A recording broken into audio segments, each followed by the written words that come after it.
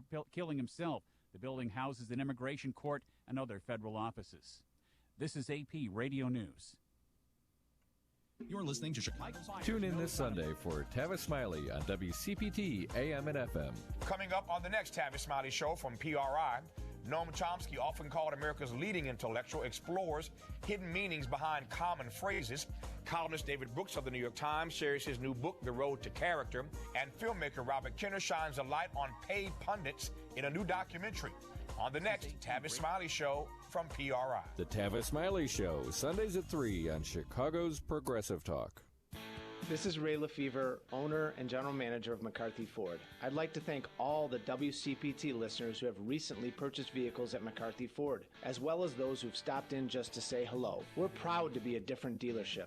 It's our presence that sets us apart. My brother John and I are always around. It's how we maintain the high level of quality service that keeps our customers coming back year after year. Speaking of different, I wouldn't be doing my job if I didn't mention a unique buying opportunity available right now. 0% financing for 72 months. That's right, 72 months. Plus a $750 rebate on all Focuses, Fusions, and Escapes. Visit us in our showroom at 115th and Pulaski. Give us a call at 773-239-7900 or browse our inventory online at mccarthyford.com. Not all buyers will qualify for Ford credit financing. 0% APR financing for 72 months at $13.89 per month per $1,000 financed regardless of down payment. You're listening to Chicago's only independent progressive talk station, 820 AM WCPT Willow Springs and 92.5 WCPT FM DeKalb, Chicago's Progressive Talk. At any given moment, somewhere in America, a baby is taking a first step, a developmental milestone. But for too many parents, a baby's first steps aren't just a milestone, they're a miracle. These are the parents of babies who were born prematurely or with birth defects. It's a crisis affecting more than 500,000 babies in the United States each year. You can help them by joining volunteers like you who walk in March for Babies.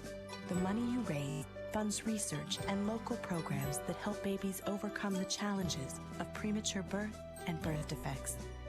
Together, our steps make stronger, healthier babies a reality for thousands of families.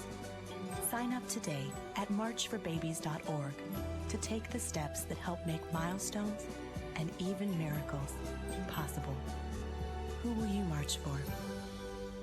In these uncertain economic times, you've got to do whatever you can to save money. One of our biggest expenses can be our cars, especially when unexpected repair bills hit. Not anymore. If you own a vehicle with less than 130,000 miles, is less than 12 years old, has a warranty about to expire, or even no warranty at all, you could stop paying for car repairs. Roadside assistance, towing, and rental coverage are all included. Don't wait for the next repair. Make one free call right now to see if you qualify. If your vehicle is less than 12 years old, has less than 130,000 miles, even if it's out of warranty, paying for car repairs can become a thing of the past. Call us right now and get your car protected before your next repair bill hits. Get protection and no more repair bills. Call 800-838-0263. Again, 800-838-0263. That's 800-838-0263. 800-838-0263. Yeah, I got it.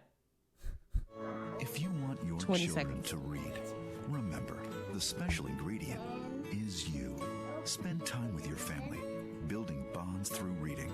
Those stories, those memories will last forever. This message brought to you by the National Association of Broadcasters and this station.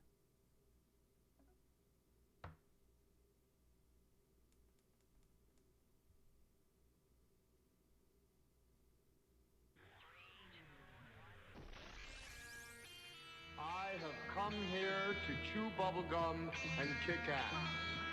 And I'm all out of bubblegum. Things are going to start happening to me now.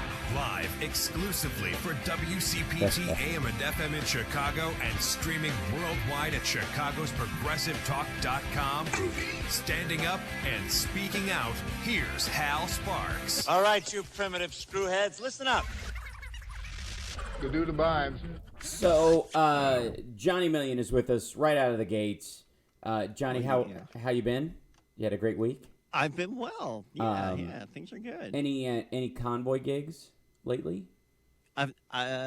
We played last week at a place called Beeman Fest, an outdoor festival, and we're playing in LaSalle tonight. Oh, and you were, as I recall, when you played at Beeman Fest, you were not originally scheduled there. You were scheduled for a small venue that held about 800 people, and then too many people showed up, and you got moved to that's right. a larger venue. They had to increase it, and then the next thing you knew, you were outside. We ended up going too big. And I loved your bill cap, by the way. I just want to say, thank you. Yeah, I understand you guys are using the Trump system for success for your band, and I think that's smart.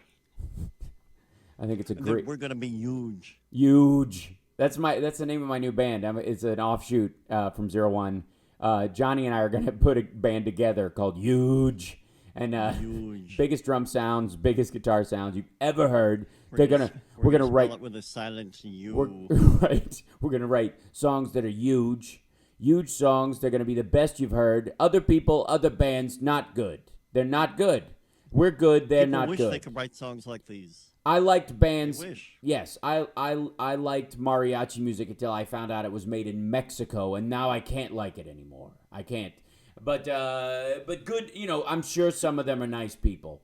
But Johnny and I will be making the biggest music you've ever heard. We'll get that quickly.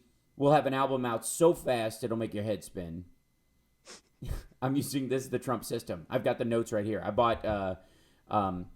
I didn't buy his book. I didn't have time to read it. So I bought on eBay. I got some cards from Trump the Game, and now I'm just running my life on them. Please tell me you caught some of Did you really get cards from Trump the Game? Because no, of that course would be amazing. Not. Although I would not be surprised if my dad had that board game, because he had the book when we were in high school together. You and I, my dad had that book. My dad had the Trump the Game book, or Trump the Art of the Deal. And he had, Lee Iacocca's book, and he had whatever. And I was over in a corner reading, Dianetics and Awaken the Giant Within. But I am a living example of Dianetics.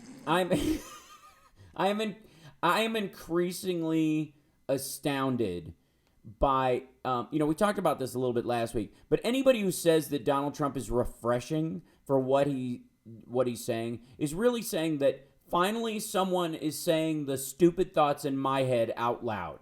That's what they're saying. Because that's all the stuff they think. Things that I'm embarrassed to say are now being voiced out loud, so I get to clap and nod. Exactly. Everybody gives me crap about saying these things, and now he's saying it so I can point to him and say, oh, this is, see, I was right all along, because this guy is quoting me. This guy over here. I just feel like he talks like a Real Housewife of New York. Is it me? You know what I mean? I think it's wonderful. I think it's wonderful what we're doing, and we're going to do more wonderful things. Weird Brooklyn wise guy thing. But it's not. I don't get it. It's the wise guy everyone ignores. Like if this was Goodfellas or any of those movies, the narrator would speak of Donald Trump as the guy in the neighborhood who was a big mouth and never accomplished anything. If it wasn't for his dad and the fact that he was made at an early age, would have been shot and left in a ditch a long time ago with Jimmy Fingers and Charlie the Squirrel or whatever. I always get my Italian gangster names and my kid book names mixed up. Charlie the Squirrel is a lovely character, whereas Jimmy the Fish is not. So no. But enough about Finding Dory. I'm just amazed. Did you catch any of the Trump Alabama extravaganza? Did you? I only heard it in the background of the Rachel Maddow show. They were covering it while it was live, so I didn't hear a lot. I only heard the tone. Yeah, well, that's pretty much all you needed to hear. There really wasn't much else to it. I think he said. Yeah. You know what? Jeb Bush, not an energetic guy. Yeah. His thing, so sad. They have there's Jeb, he's fine, but we're better, and we'll be a lot better, and we'll make America better, and that's why we're better. Like, that's it. That is, honest to God, there is no more to his political discourse than that. and it's working. And that, my friends, is refreshing, isn't it? Yeah, it's like Dunce Cola. It's just a warm, steamy glass of refreshing. And here's what I feel bad for. I feel bad for Hillary. I feel bad for, O'Malley comes out this week. Martin O'Malley comes out with a really punchy, plan for Social Security. Really well thought out. Really, a lot of good detail to it. Did somebody give him a bouncy C? Right, and they're getting swamped by someone I'm convinced that Trump is a Martin Short character at this point. That's my theory. Oh, my word, yeah. And when is a combination between the old songwriter and the nervous defensive guy? Yeah, I know that. I knew that. Of course I knew that. Why wouldn't you think I'd know that? Of course I know that. Whatever. Give me By the a way, C about CC. Let me recommend wholeheartedly to you, and I'll point you towards the audiobook. His memoir, his autobiography, I think it's My Life as a Humble Comic Genius, is absolutely brilliant. And I wasn't really that much of a Martin Short fanboy, but his book is amazing. I'm a huge Martin Short fanboy. I've been he's one of those people. I am now. It's just pure crazy and fun. And the joy of watching him work is just overwhelming, especially in an era of permanent irony and sort of subdued comedy. There's a beauty to him just going, I'm wacky, deal with it. It's great. Yeah, it's the alt to the alt comedy. Exactly. It's funny because you're right. It is the alt comedy of the day because, quite frankly, everybody else is staring at their shoes and wandering around going, what else do I want to talk about? So, what else do I hate? The news continues to come out about Trump and the fact that the general opinion has not changed, that he has no chance of winning the nomination itself. I agree about the presidency. I really don't think he has a shot. I think people can be as nervous as they want about Donald Trump's shot at the presidency, but it's never going to happen. It is not. It's not. It's not going to happen. But the funny thing is, it's not. I think he could get the nomination, though. Oh, absolutely. I think he's keyed up to get it. I think everything points to that. It's curious to me. You can't say anything wrong. Well, that's what I was going to say. Was that Jeb Bush? Oh, were you now? Yeah, I was, because we're in sync, not because I'm smarter than you. We're just a perfect team. We are comedy-wise. But Jeb Bush, honestly, every single gaffe he has knocks 2 points off of his standing in the polls. Every stupid thing he says chips away at his number. Are kind of amazing. Yeah, but they're really bad. Yeah, but if you look at the nonsense garble that's coming out of Trump as far as, policy, it's not that they're different. being compared there. It's like two different scales. Yeah. It's a definite sliding scale. They're comparing Bush to real politicians, and what you're not supposed to say, and then Trump's his own thing. Yeah. Well, and it's one of those things where people often give him the benefit of the doubt and say you can't argue with ratings, and he's definitely popular, and you go, well, the Kardashians beat the evening news, but if you're going to make decisions on how to spend your evening, the news might be more functional, might be helpful, might be if you want to know weather and traffic. Did you hear the weird Anchor Baby one? Yeah. Well, where did you he was cornered, and he's like, "Well, what would you say? Give me a better word. Give me what do you call anchor babies?" Is basically what he was saying. What's your weird derogatory term for citizens? Right. That's what Hillary said. The fascinating part to me, I tweeted after that that Jeb argued that he was misunderstood. He was actually referring to a discussion he was having with Dick Cheney on a boating trip. When he used the term anchor babies, it was completely different. But let's take a break. When we come back, I want to discuss this aspect of the race, and I want to deal with a little bit of the Hillary email issue. In the second hour, Katie is going to be joining us. Katie Speak will be joining us to discuss the interesting aspect of first female president, sort of being undermined from the start. one of the big things they're trying to hang around her neck is that she's going to fight for equality. This was one of the only substantive things that Trump said. I knew it. Was that, she's going to try for equality when she gets in there. Wow.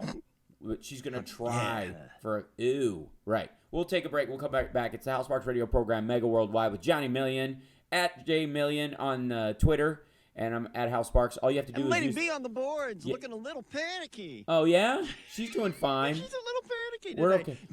The studio, you should know, was hit by lightning this week. I know. I was a guest on on Wayne Besson's show because... I guess some of the guests they had planned were also struck by lightning, I guess. So I had to fill in that regard. But we'll be back right after this with some messages. It's WCPT Radio, Chicago's Progressive Talk.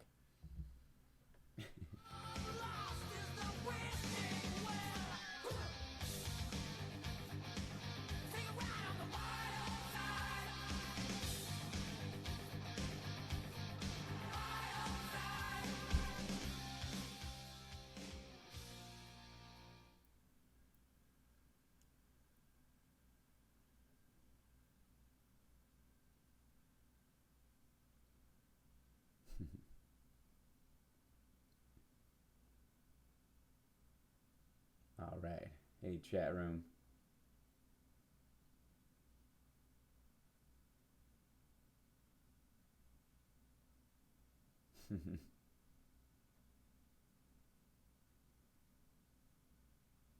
Well spotted, Drift Glass.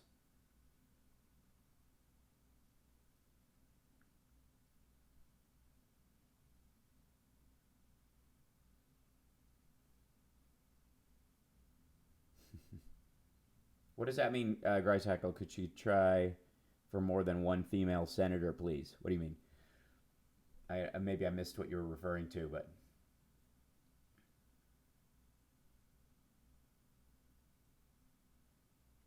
We have like 3 callers, okay? Oh, excellent. All right. Steve in the Gold Coast and 2 others, right? No. Hey. And Nancy and Bob. Nancy and Bob and Steve from the Gold Coast. Right. Good to know. He's just already, whatever conversation he was having on the show, he called in before us. He's ready to just kind of continue it.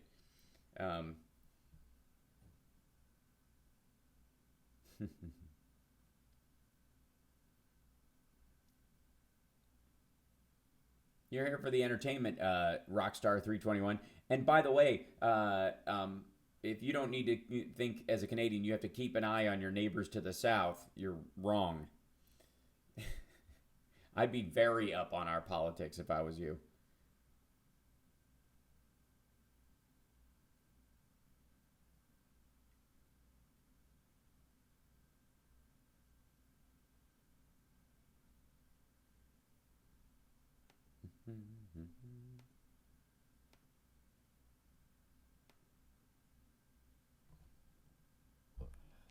Ten seconds, 15 seconds. Thank you.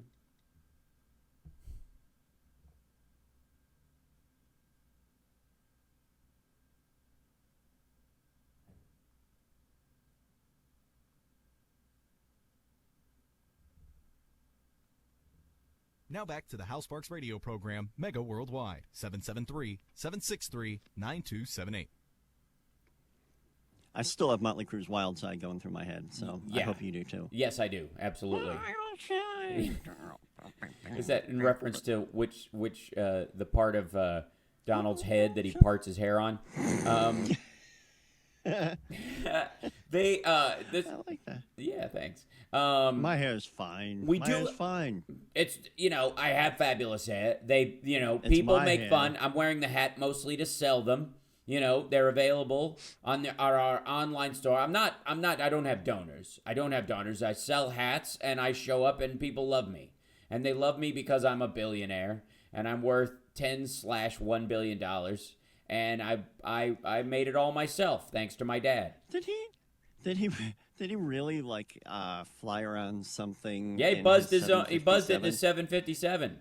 Yeah, yeah. That's got to be horrifying. Oh, yeah, right. Even worse, Jeb Bush's campaign flew an airplane over the event that said, what? Yeah, it had a little tail behind it that said Trump for higher taxes, Jeb for Prez. Jeb for Prez. I don't have a policy, but I would like to be president. Right, yeah. The idea is that he's going to raise everybody's taxes because, I don't know that he has a policy genuinely anymore. I kind of figured that Trump would just bankroll things. Yeah, that's what I think. I'm gonna fix Social Security. How much? What do you need? I got it in the white suit. What do you need? I got it in my pocket. I got it right here. Now we'll discuss terms later. Right, we certainly will. We do have one thing to thank him for ultimately, and I'm genuinely, this is a gift from nominee Trump, and that is he's legitimately going to knock Rick Perry and Ted Cruz out of the running entirely. Like he's the reason they're not going to make the cut.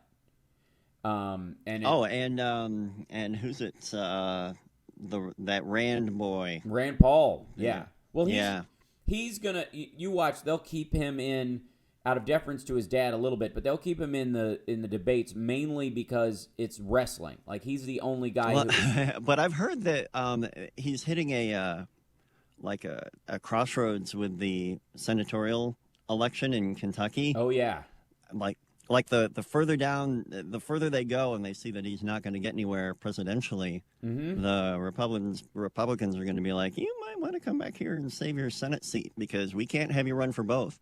Yeah, he's trying to pass a law right now to make it okay for him to run for both. Yeah, exactly. And he's not going to be able to. That's not happening. No, he won't because everybody's like, you think you're going to be president?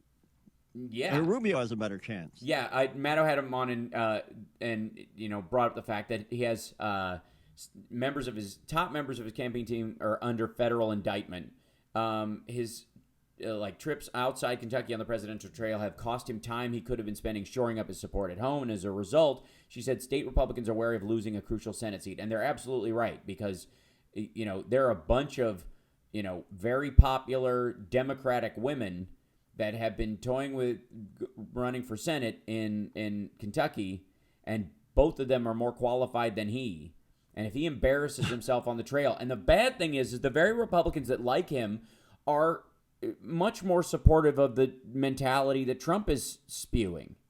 And so he's undercutting his position with his own home state Republicans by going after Trump. It's this weird catch-29 that they're in. Those 9 top guys are all just like, we all have to go after Trump, but if we do, the very Republicans we count on for our wishy-washy positions that we hold will end up hating us. It's really curious. We're counting on you. Yeah, right. And I go for it. I'm excited about the entire possibility. Let's take a call before we get too late into this segment. Who do we have? All right, I was gonna tease that we have Steve on the Gold Coast because I do like hassling Steve for being the first caller every show. Right. But Steve, bring him on.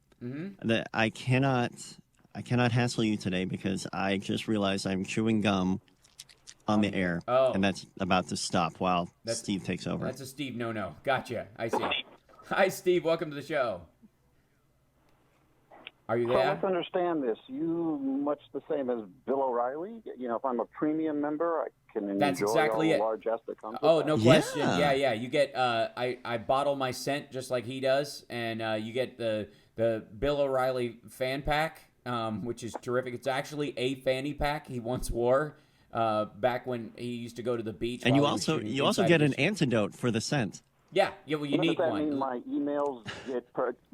emails get priority, or are they just lumped in with they go in the else? pinhead file immediately. That's Exactly. That's what you hope for. Everybody shoots for that. But go ahead. Yeah, Donald Trump obviously is really the only topic for this week, and not so much for who he is, but what he represents in terms of the race. Because I agree with you absolutely. He doesn't stand a chance in hell in terms of getting the nomination, and I would disagree with you guys in part in that regard because at some point the adults in the Republican Party who actually get to pick who the nominee are going to stand up and say, okay, look, he may have won this state, he may have won that state, but if it goes to say to the convention. And they actually have to have an old-style convention where you have a ballot, a second ballot, third ballot, whatnot. at some point, your shall we say, delegates are released. In other words, they are free, after the first or second ballot to vote for whom they want. So assuming Donald Trump wins a state or two or three or a half dozen or whatnot, and there's nobody that has enough nominees to actually just secure the nomination. Sooner or later, the adults in the party are going to go to those delegates and say, "Look, come on, you guys are here, for Donald Trump. He's not going to get the nomination." So at that point, there's going to be some sort of deal brokered, and again, I'm speculating, but I don't think again he stands a chance in hell. His support is a mile long and an inch deep, and I'll give you my rationale for that. I think that he's the right guy at the right time in the right place. I mean, right now, there's this sort of fake scandal that's plaguing Hillary Clinton. Right. So of course, her favorables. I thought you were about to say Jared. Well, exactly. Nothing fake about that, according actually. To the GOP. Yeah, yes. According to the GOP, I think it was what Bill Maher said. Unless her emails have her communicating child porn with Jared, I mean, exactly what is it that they're going to hope to find? That would be amazing. Yeah, exactly.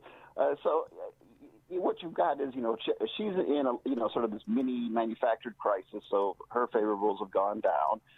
Bernie Sanders, I mean, again, he also affects her. The way she's perceived, because he's actually forcing her to address some of these issues, and he's now turned out to be a much more viable candidate, pulling some support away from her, and then you've got of course the clown car that is the Republican Party, none of whom seem to be able to say anything that elevates them. I mean, as you pointed out, every time Jeb Bush opens his mouth, boom, his popularity goes down within the party, even though he's got this giant check of money. On the other hand, Donald Trump, who, with all due respect to the morons out there who love him, every time he opens his mouth, and those of us who are sane say to ourselves, okay, this is it. This is where he's buried himself. The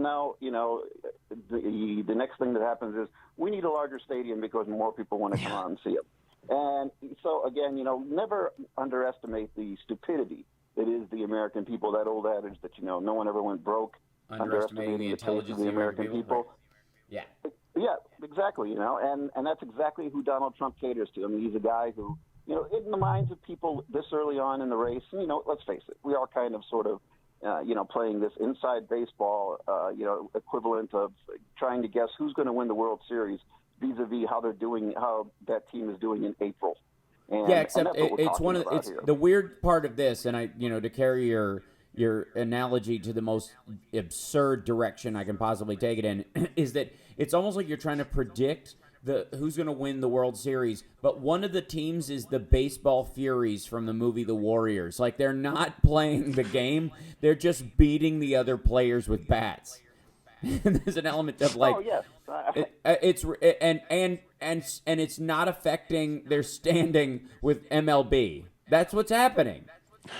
That's pretty much it. As crazy as he is, they're afraid of him. Jeb, and here's the thing: Jeb is making mistakes. Like, do you hear this one that they sent out a leaflet for his campaign, and they photoshopped his head onto a black person, and it's like they didn't care. Really? Like, yeah, they just used stock, images, but it was a black person. It's so hard to get a picture of Jeb Bush. Yeah, and it was just they got a stock footage of or like a stock photo of Cedar Rapids, Iowa, and instead of finding one and putting a picture of him over it, there was a picture of a black man standing in front of it, and it was a really nice picture. So they just put his head on the guy. And give it, I mean, and he's in second position. He's in second position for this party. And understand, right. And he's the only viable, genuine candidate that they have to fly. And the best thing he has going for him is his father's name, which was completely ruined by his brother. And the claim, right? And the claim that he can say, "Well, I'm the smart one." Which is kind of weird. You can sort of see, which is not bearing out at all, and why the other Bush kind of. It makes W look good. I know, it's weird. We got to take a break, Steve, because we're right at the half hour. So I appreciate the call, and Well said points, but I differ with you about the nomination. I think you're right about the election. I don't think he can win the election. Trump can't win the election at all. But the nomination, I think he has a strong chance of shocking these people by taking it. And it's getting more real by the day. We'll be back. It's the House Sparks Radio program, Mega Worldwide. Back with your calls, 773-763-9278.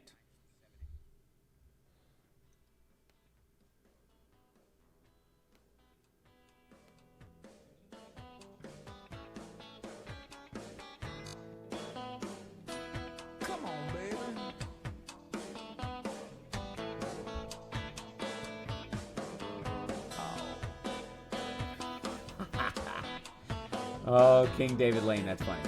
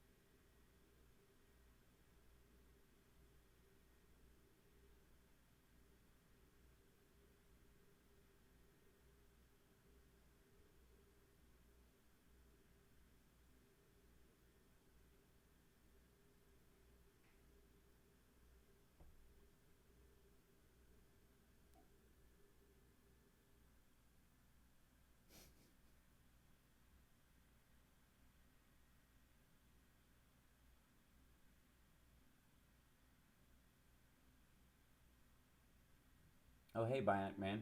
Right on.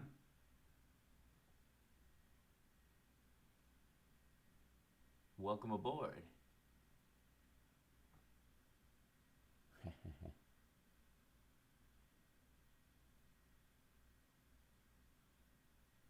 Thank you, sir. Let's see. Let's see if I can find audio from the Trump rally.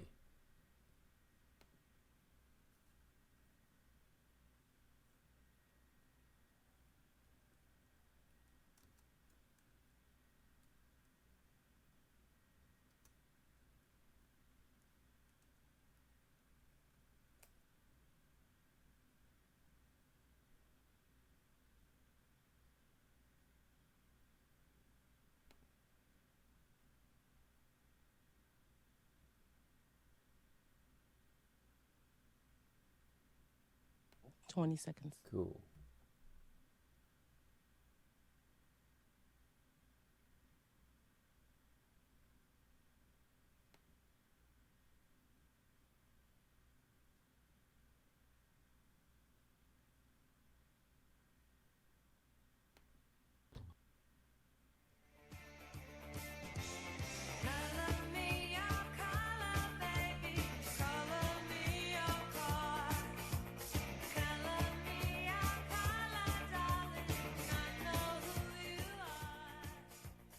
This is Tom Hartman, and you're listening to the Hal Sparks radio program, Mega Worldwide on Chicago's Progressive Talk, WCPT. 773-763-9278 is our number. Who do we have on the line? We got here, callers. Yeah, we got callers. We got the best callers. So when I get in the office, we'll get huge callers, and we'll need new phones. We'll get people. My people will find phones that can handle it. The White House phones will not be able to handle my calls.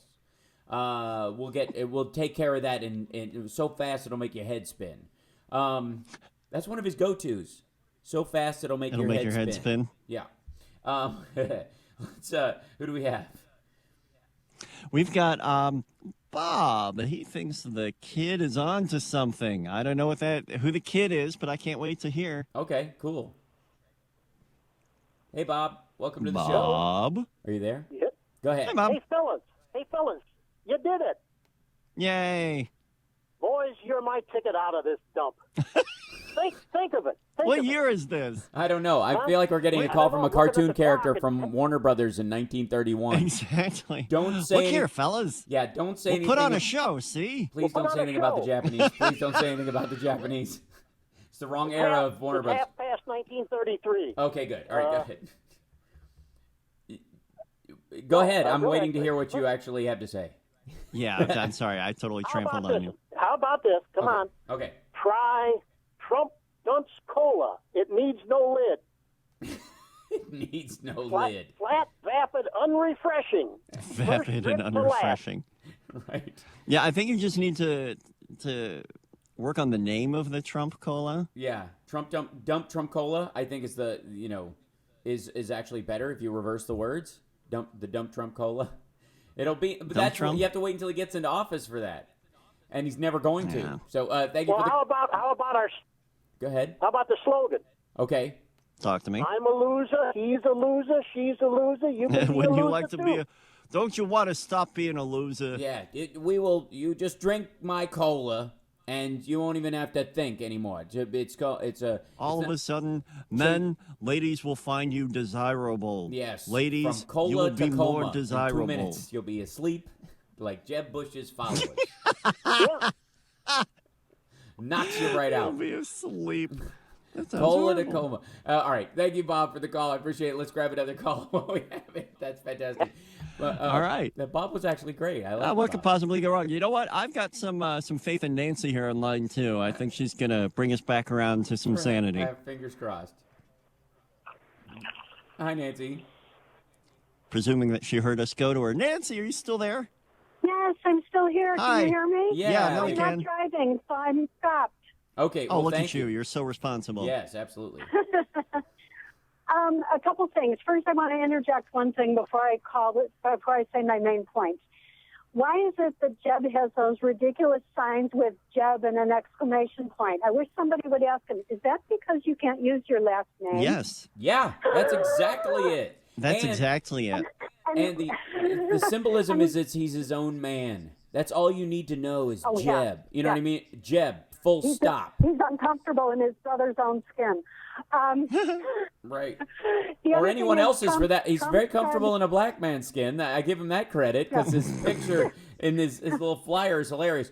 By the way, it's two hands. There's two hands. Like his hands are on his hips. The right hand they fixed and turned white. The left hand is black. It's amazing. I don't know if it's his way of going for the Obama voter. Like, look, I'm half too. It's awful. Go ahead. Sorry. Okay, let me get to my point because I have to go in to get my hair cut. All right. Okay. So, priorities. So Trump said we won't have another black president for a while because it hasn't gone that well. Well, how about we don't ever have another white guy again because George W. Gump? Yeah. Well, that's the amazing part. It's What like about the that? last white guy we had was kind of a moron. Oh yeah. Yeah, kind of a moron. And the other thing is, here's my main thought. Trump will drop out before the first vote is cast. He'll come up with some business thing that needs his attention or whatever it is, and he won't even be in the first race. And here's why: he won't allow himself to be called a loser. Oh, if he comes in second. But you know anywhere? what? Even.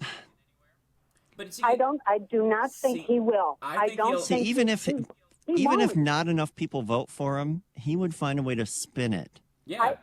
See, if he drops out before the first vote, he can. Your He approach can is say, foolproof. I was so high in the polls, I could have won. And that way, nobody can ever say he was a loser. Exactly. Just a quitter. It won't happen. He's going to stay in. And if he right. But that's the thing. If he loses, he'll say it was fixed. Yeah, Sarah exactly. Palin and be the quitter. You can be the quitter. I'm with Johnny. I think if he loses, he'll say it was rigged. That'll be his thing. Like, they don't want me in. They're in the tank. You know the people who don't want me The here. establishment. I'm not the establishment, and that'll just drive his numbers up even further. If he loses Iowa or I New make Hampshire, them nervous. it will guarantee that he gets higher numbers in the follow-up states. I guarantee it. I mean, he's already. The March 1st primaries are. You got to go get your hair cut. I understand I'm keeping you, but the March 1st primaries. That's why he went to Alabama. He's prepping the second vote. Where he only filled half the stadium. Only. The other guys are filling 800-seat Anyway. halls barely. Like, this is... I have to go, Hal. Yes, I understand. Thank you. Trust me. sorry. We will meet back on the Love your show. hustings. Bye-bye. Thank you, Nancy. We'll discuss... Okay, Bye. bye-bye. Bye. We'll... I do hope that Nancy sends us a picture of how her hair looks after. Yes, Nancy, please tweet using the hashtag HSRPM. That would be lovely. I'm going to try... before and after action. Oh, man, absolutely. I'm going to tweet that Super PAC Photoshop deal right now. Oh, you must. Because it's just a whole lot of awesome. The weird part about it is they are so... You would think you wouldn't be slapdash with it, this important an election, if you're the lead guy, if How has Trump not said slapdash yet, by the way? I don't think he knows. It's too British. He doesn't know what it means. Oh. That's all slapdash, like he wouldn't get it. That it's better used to describe him and his policies than the other way around. But in the case of Jeb Bush, it would be so easy to fix his campaign and solidify it right now. I mean, it would not be It would hard. make your head spin. Yeah, I'm sorry. It's addictive. Yeah, I could fix Jeb Bush's campaign so fast and make your head spin. We would fix If he things. wants to know how to win, he just needs to come talk to me. I mean, God knows I've given him enough money in the past. Right. Well, here's the thing. If he steadied his message, released policy papers that were in line with the most normalized, conservative ideals, the kind of stuff that unfortunately conservative Dems flirt with great regularity. If we put those out and steadied his campaign as going, do you want to really talk policy or do you want to, follow nonsense around? And he could say that and then go right back to, dealing with immigration, being very politispeak with what he's saying. And once the refreshing part of Trump was over, he'd be the only guy with policies and it would make him a viable candidate. But the problem is he's chasing the idiocy of the Trump campaign verbally and getting left in this swamp of nonsense. And he's not that... He's not as good at being that vapid. Yeah. I'm not saying there's a lot of substance there, but... There isn't. It's a definite game. It's a skill set to be that kind of... Yeah, ignorant, what it is? Where your bravado can lead your nose to the next thing you're going to say. Bravado, that's what it is. Because you can't do that without bravado. You can't have it without a measure of arrogance. And Jeb... Tell me about it. Come on, you don't have to tell me. I already know that. But Jeb is... I don't know how we're going to say his name with the exclamation point. It's like, Benghazi, Jeb! I think you've got it nailed. Jeb! Jeb! You sort of like Don Pardo. Yeah. Jeb. Google that one. Yeah, right. So, anyways, Jeb, in all honesty, he's a shy human being. That's why, Trump called him out. It's like he's a low-energy guy. He's a low-energy guy. He can't get things done. And he's not wrong about that. No. Trump is not wrong about that. Did you see the Rachel Maddow thing where she was showing the clips from them early in their career and how his knees were literally shaking when he was stumping for his father? Well, you don't even have to go that far back. She did that little clip of him making funny noises, and if you notice, one of the noises she picked was right after his announcement. When he announced, I'm a candidate for president of the United States. He looks around like, oh, damn, what did I just do? And then he goes, woo. And his woo is like, oh, no. It's not like, let's go. It wasn't like some sort of weak Dean scream. It really came from a place of, what have I done? Woo. Woo. Or Chevy Chase saying that you need ball bearings. Burning his arm on the engine. Hey! Woo. It's all ball bearings nowadays. Come on, guys. Tell me you have that, Hal. Hey! I may actually. I definitely have my fair share.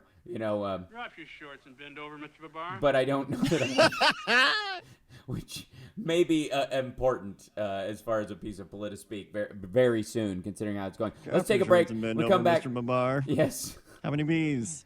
B-A-B-A-R. Oh, I thought you meant in a row. Yeah. Sorry. B-A-B-A-B-A-R. All right. So, we'll be back right after For not being pregnant. Yeah, right. That's all I need. And that's how she wrote. All right, we got to take a break. When we come back, more of your calls, 773-763-9278. Katie Speak is going to be joining us at the top of the next hour. And we're going to talk a bit, if we may, about the New York Times insistence on lying about Hillary Clinton, not leaving a story uncorrected intentionally.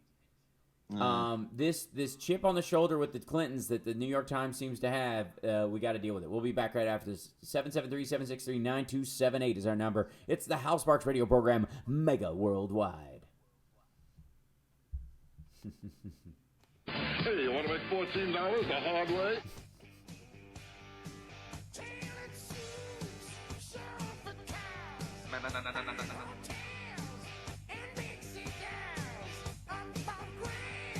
Oh, God, that's all I need.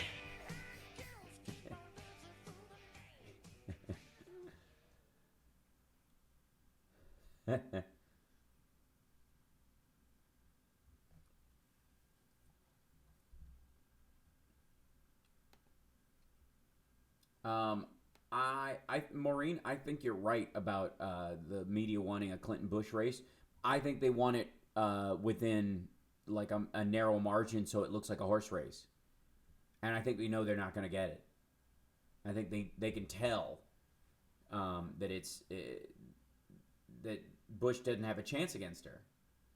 And you look at the numbers, Trump said last night, I wish it was Trump said, all right, David. Trump said last night, that he wishes the election was tomorrow. And there's a reason for that, because in a bunch of areas, he's in decent, he's in earshot of Clinton in the polls, and he thinks he could pull it off in that regard because he has no idea how election mobilization works. So he thinks his numbers are up. Let's just go with when my numbers are up before they start finding out more about me. That's really what's up.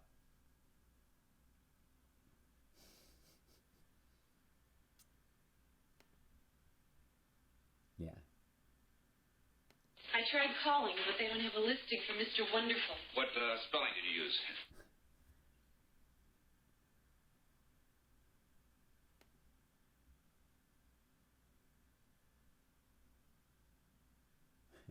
I hope so, Bionic Man. It's my show. All right. Julie, I think there's a chance he would go independent if they mess with him. I don't doubt it at all. And I think he'll do it not because he thinks he can win, but because he actually thinks that the Clintons will owe him big when they get in office, because he'll eat 20% of the vote. 30 seconds. And he'll get 30% of the vote if the other candidate doesn't run. If he's the nominee, he'll get 36% of the vote. It'll be a trouncing.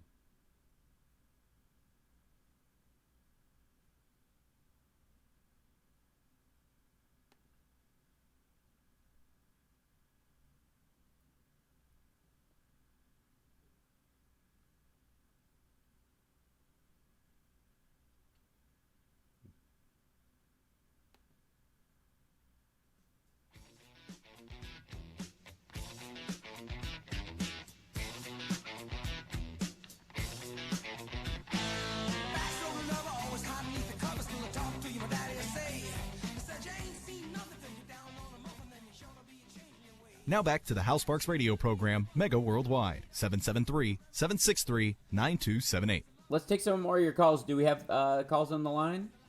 I don't want to. We do. Look at that. I thought so. I thought that might be the case. We got, I think I remember this guy, Paul from Seattle. Oh, yeah, right on.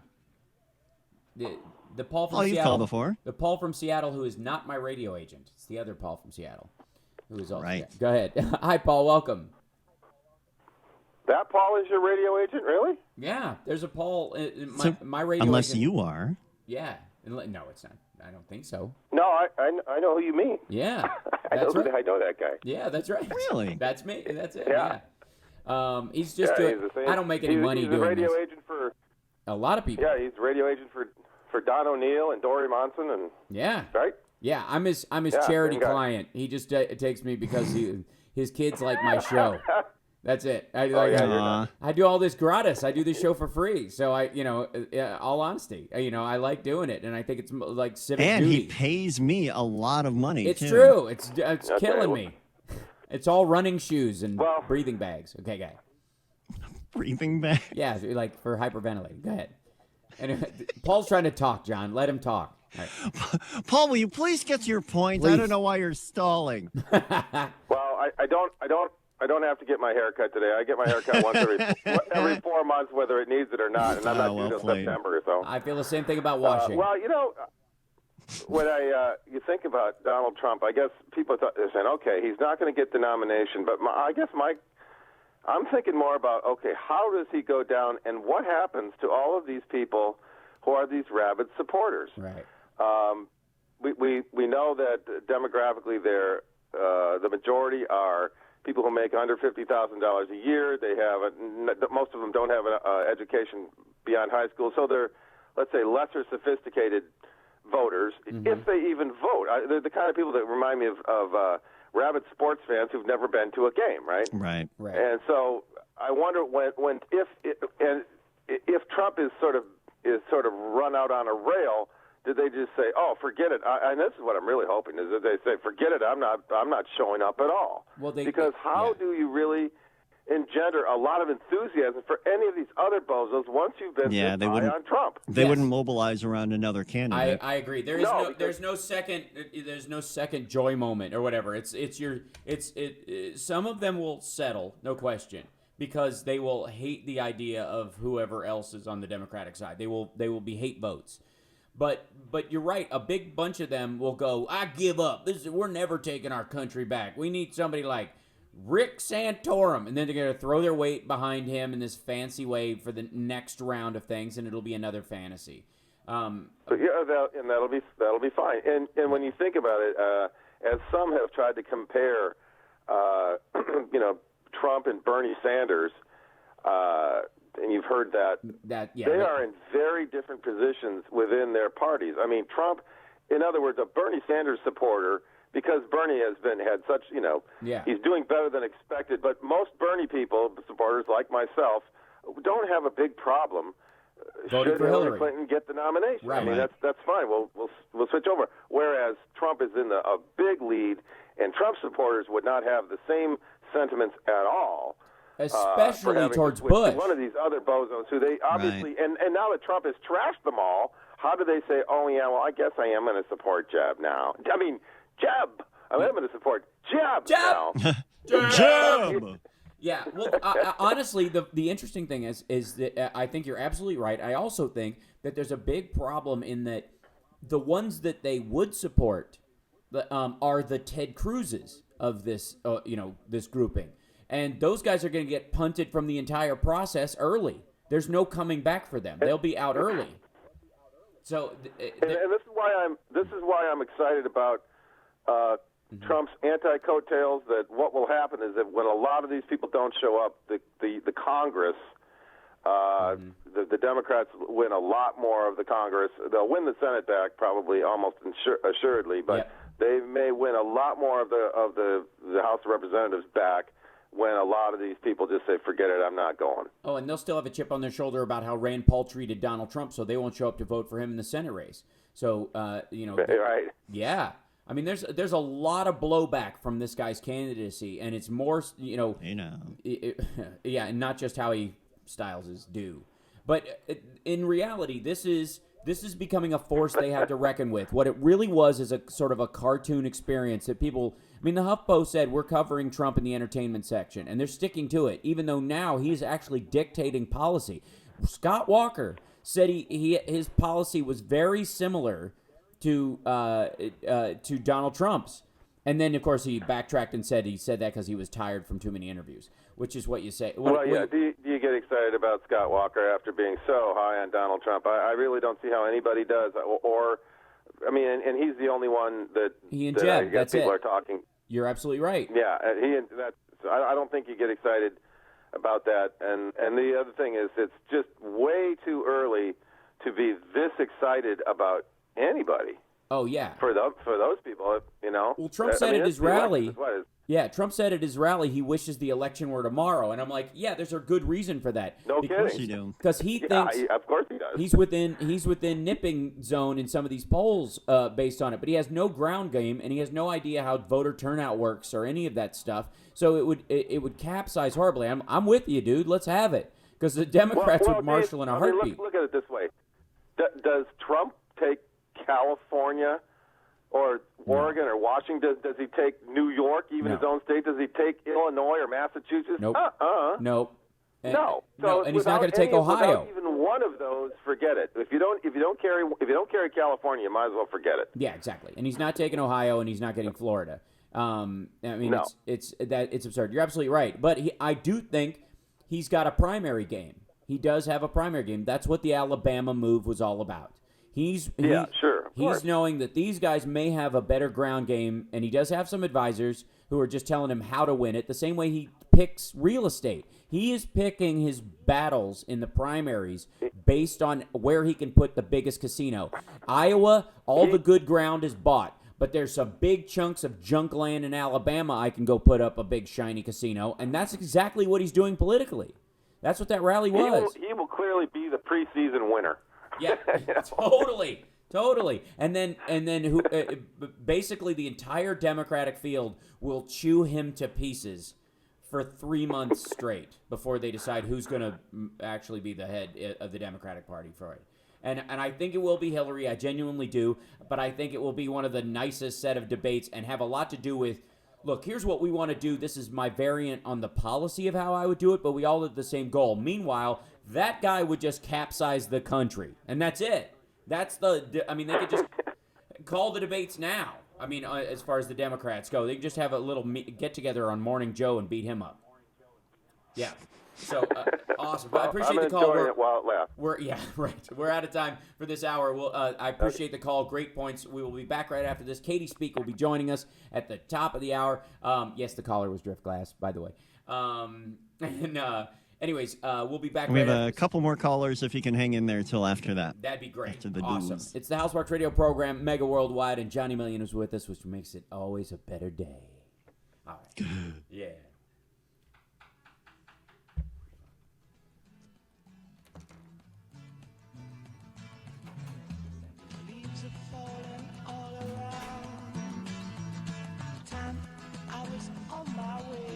Housekeeping. Thanks to you, I'm much obliged. Oh, nice Mormon.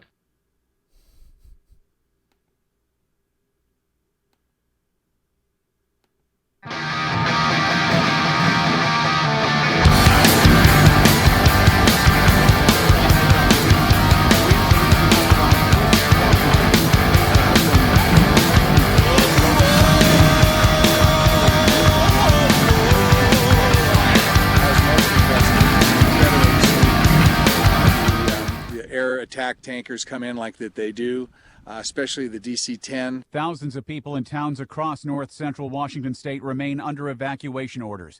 The fire grew strongly again overnight. A minor 3.7 magnitude earthquake was centered near Monmouth Lake, California, near the Nevada border. No reports of any damage or injuries. At an air show in southern England, a military jet crashed into a busy main road. 7 people were killed. More than a dozen others were injured. Witnesses told local TV the jet appeared to have crashed when it failed to pull out of a loop maneuver. Karen Scarlatus in Oregon is a very proud mom. Her son Alex was one of 3 Americans who stopped a gunman on a train from Amsterdam to Paris. The 3 of them were, in my eyes, just real heroes. And when I think about what could have happened, it makes me really sad and happy at the same time, because we could have been getting a different call today. She spoke to KEZI-TV. A man from Britain also stepped in, Chris Norman. What else is there to do?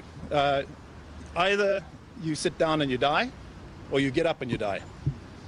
It was really nothing more than that. Air Force serviceman Spencer Stone is in the hospital after being stabbed in that attack. His injuries are not considered life-threatening. Police say a Maryland man wanted on a warrant for theft has been shot and killed by a state trooper. Maryland State Police say the trooper was in uniform and driving a marked patrol car through a shopping center near the Delaware border when he saw the suspect and attempted to arrest him.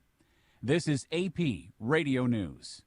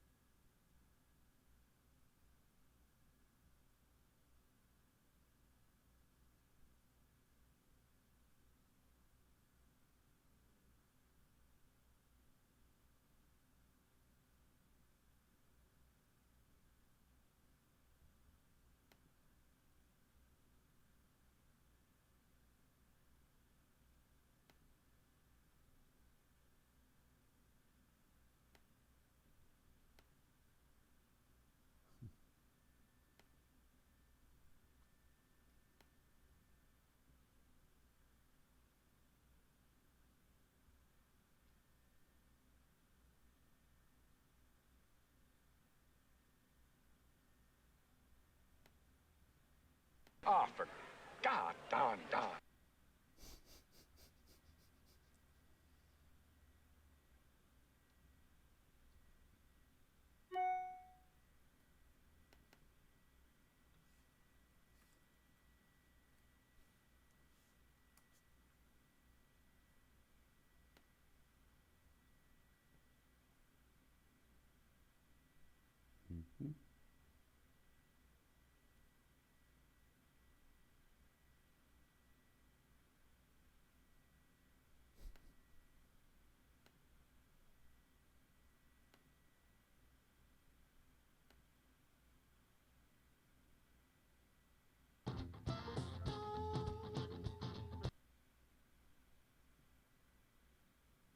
What if we could eliminate?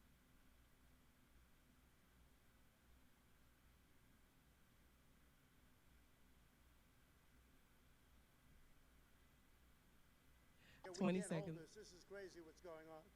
And then we went to the convention center, and they can have 10,000 people, and we're all set, and we're excited.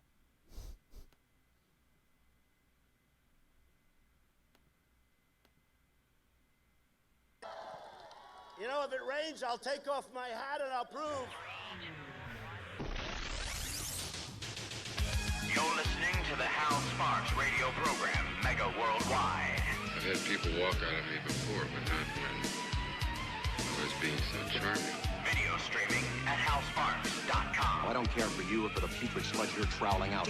Puss-faced little pimpstick. True progressive talk. Might be a good time for you guys to give up. Welcome back to the show. Do we have Katie with us at this point? We gathered her up. Yes, we have Katie on line one. Fantastic. Hey, Katie. Bring it. Thanks for joining us. How are you? Thanks for joining. Great. Thanks for joining us for Trump Fest 2015. I'm doing right now what I'm on cspan.org, and I'm doing what I call Trump Roulette, which is just put the needle down like on a record, essentially anywhere in a Trump speech, and you will get a gorgeous piece of nonsense. Shall we give it a try, and then we'll get into what we're going to talk about. Yeah. That's awesome. Sam Cedar does that in the second half with Rush. They just tune in to see if they can get like a 30-second snippet. This is outstanding. I love it. Yeah. We'll start with a little talk on the illegal immigration, what's going on. We've got to stop it. We're going to build a wall, and it's going to be... You know, it's amazing. The politicians 10 years ago, 15 years ago, they all wanted a wall. But it never went. It never happened. Because somebody didn't want it. Probably a lobbyist. You know, all these guys like Bush and like Hillary Clinton, they're all taken care of. I don't know if you know. Yeah. True. Yeah, true. They wanted a wall. I don't know what. Lobbyists. That's what kept the wall down. Did you know that? I was not aware of that. That lobbyists kept the wall. I wasn't aware. My favorite thing about the wall was actually if people put themselves through that abomination that was the first GOP debate. Yeah. If you listen carefully to, he's either bad at syntax and communication, which wouldn't surprise me, or he really believes this. Trump told Jeb that he wanted him to build a wall around Florida to keep immigrants out. And I thought for a moment about where Florida was. I was like, I'm not really sure that Donald has a good concept of what a wall is for or where to put one. Well, I think he's trying to help people avoid shark attacks and Cubans on boats made out of coconuts, because that's the problem. They have a problem down there of it's terrible, but we'll fix it so fast.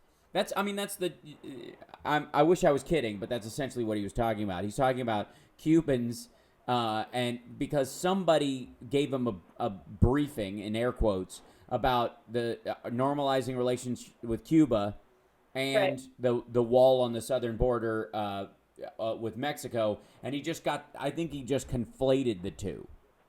I mean, that's essentially it. Well, I think sure, he mixed... and I'm sure that building a wall around Florida would be great for tourism. That'd be outstanding. Sure. Yeah, absolutely. Well, again, there might be something to it as far as shark attacks go. They've had a real rise. And there's certain areas of Florida where a seawall wouldn't be a bad thing, a breakwater. But we'll work on that. We'll do that. We'll keep the illegal sharks out. That's the amazing. Here's the amazing thing. Carly Fiorina, as a female candidate, had the blowout best performance of either debate. This was unanimous almost among everyone. And there's some talk about whether or not she's actually going to be in the at the adult table, as it were, in the next debate. At the sit instead of at the kiddie table, that they might punch her up into the top, and that means pushing a couple of other people down in the process. But John Kasich and she basically solidified a little bit of genuine support in this, as far as looking like they understood what was going on. Their ideas are still terrible, but it's not like they couldn't understand the questions they were being asked, which is really the hardest part for the other thing. Now, Fiorina is right. It was almost terrifying during the debate, the big the adult table. Really, the only person up there who sounded like a politician, sort of in our prototypical way, really was Chris Christie. Like, he was the person who actually looked prepared for a debate in our modern format of ridiculous, politics and how it works. Like, he had a answer for things, and obviously his ideas are terrible. He's terrible. Everything about him is terrible. But as things came out of his mouth, he sounded like they were on purpose. You know what I mean? It wasn't an accident of words. That was true of right. Right. That was the deal with Carly in the first debate, was that she at least sounded like some staffer had spent some time prepping her, which is part of your job as a politician and a candidate and a legislator, is to put some decent staff around you. Everyone else up there, I was like, are you getting donations? Do you have people helping you with debate prep? Like, you knew this was going to be on TV, right?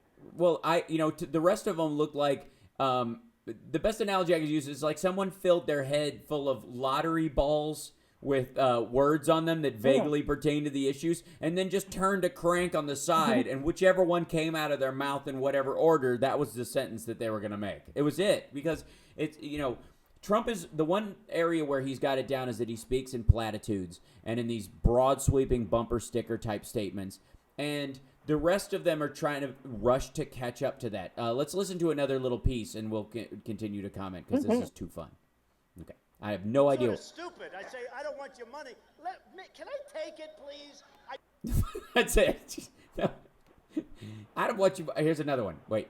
See what he says here. We have 28,000 troops over there, and we're getting ready just in case, Bob. We're going to fight. We're going to protect. We get nothing. We get nothing. What do we get? We get nothing. That's it. That's.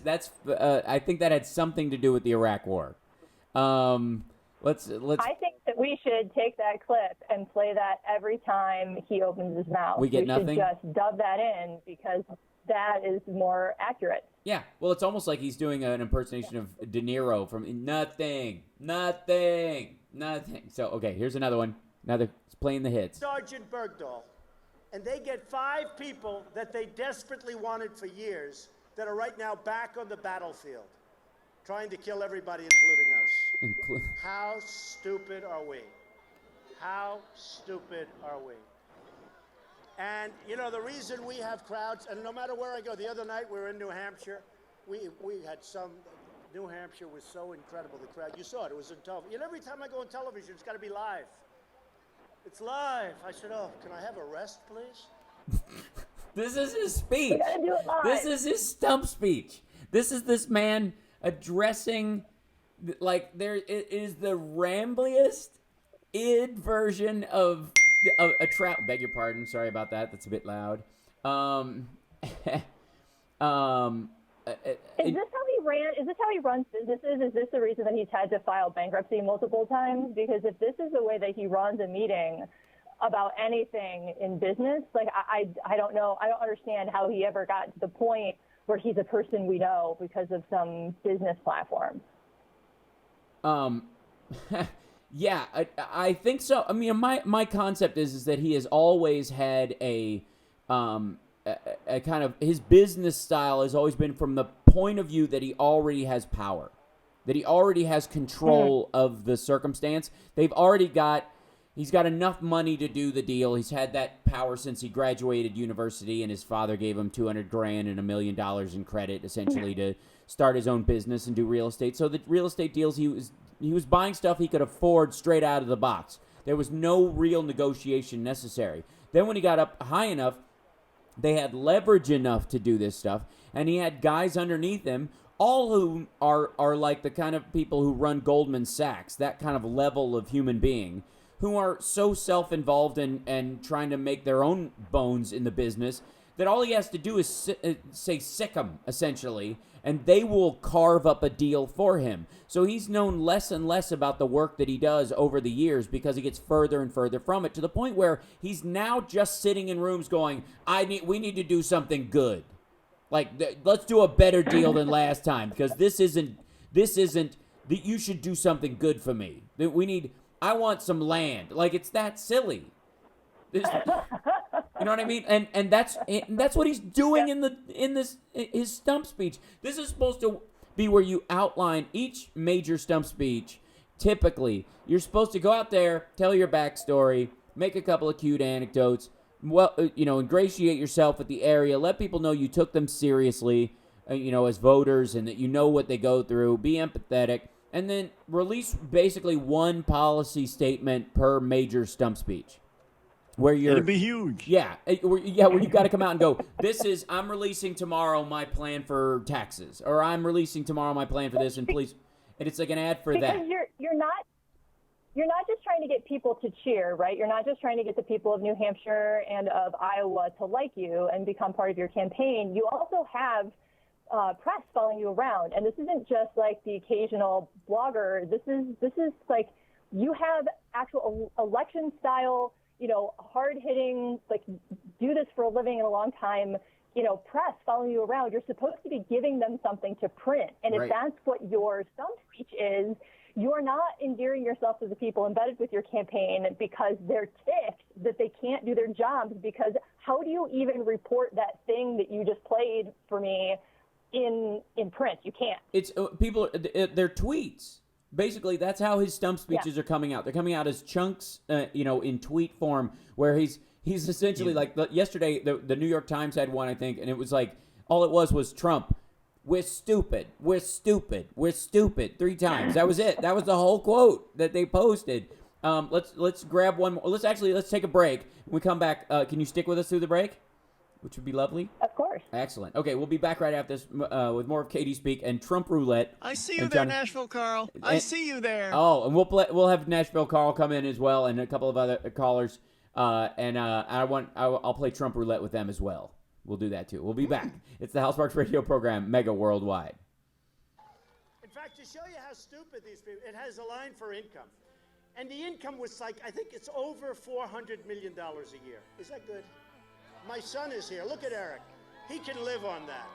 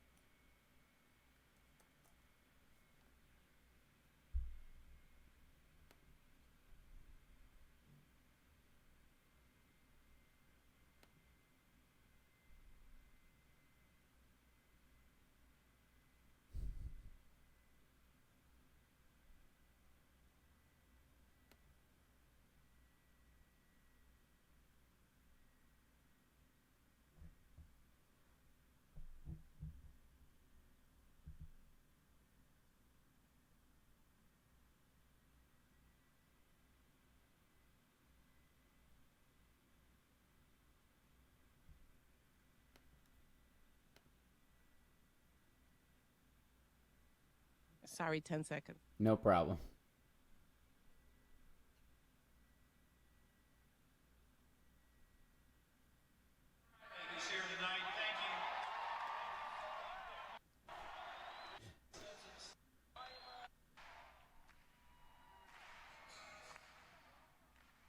Now back to the Hal Sparks Radio program, Mega Worldwide, 773-763-9278.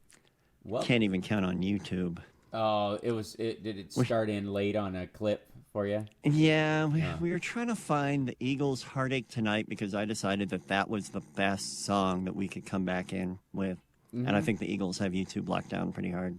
Yeah, I think that's the case. I'm surprised it didn't go into a Metamucil ad. For that might have been the. Sorry, go ahead. That might have been like a live Metamucil ad. Right. That's right. That was they do one live to pay for the tour now.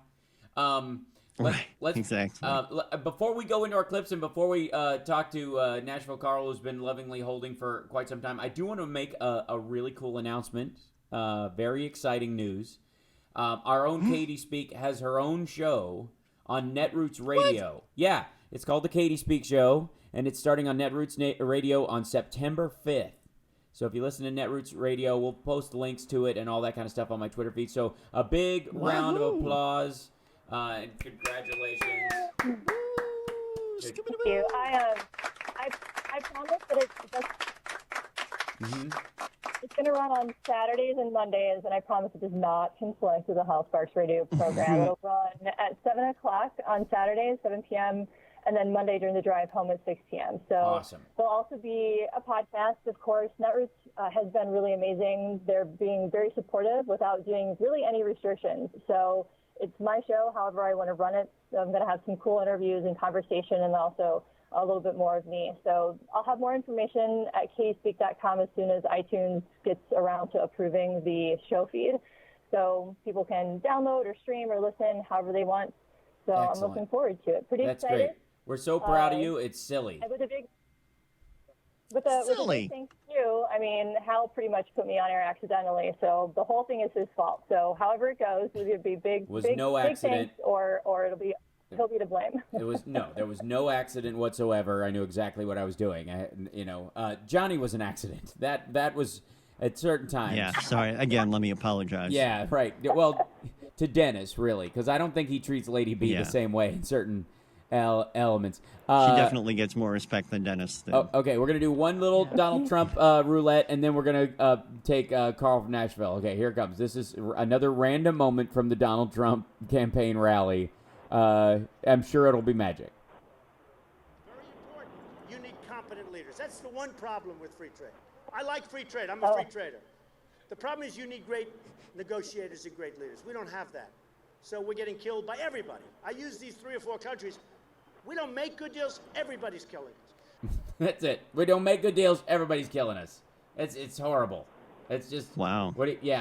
Can't argue with that, or can you? No, Nashville that sounds Carl. awful. Wait, here's another one. So they're building Nashville Carl. Yeah. So okay, let's take Nashville Carl. Is he there? Line 3. Excellent. I think. I am. Hey, there he is. Hey. So you know what? I must say, either I have the luck of the draw, or I'm just lucky. I never get in on the segment when there's a little gremlin going on with the communication. Oh yeah, true. Yeah. I'm always lucky that way. Yeah, we're all firing on all cylinders right now. I was. Yeah. Exactly. You know, I was just amazed at. Well, let me take it back a little bit. I didn't think it could get any worse than 2012. And if you draw a line, you can draw a line right back to John McCain. If John McCain, and this is weird how easy things could turn history around. Mm-hmm. If John McCain sticks to his core beliefs and chooses Lieberman as his running mate, right? We probably would have never known about Sarah Palin. We probably would have never known about this venom that was unleashed by this woman. And you can draw a straight line from her to Donald Trump supporters. No and question. As long as you're speaking out nasty and divisive against other people other than white evangelical males, then you are going to get every vote that she would have received. And it's a line straight to that, to the point to where the Republican Party, on their platform, whether they like it or not, they are for repealing the 14th Amendment. Mm-hmm. Incredible. If I was a Democratic strategist for any Democrat in this country, especially for national office or a large office like a United States Senator or something like that, I could not have asked for more. I couldn't have dreamed of something like this falling in my party's lap. This is incredible what these people are doing to the Republican Party.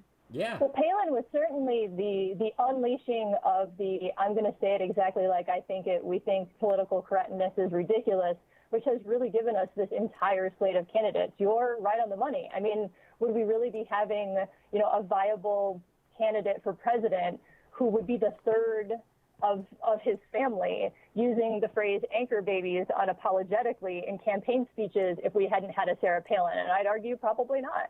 Well, I mean, just the fact that they think it's okay to say anchor baby and okay with that.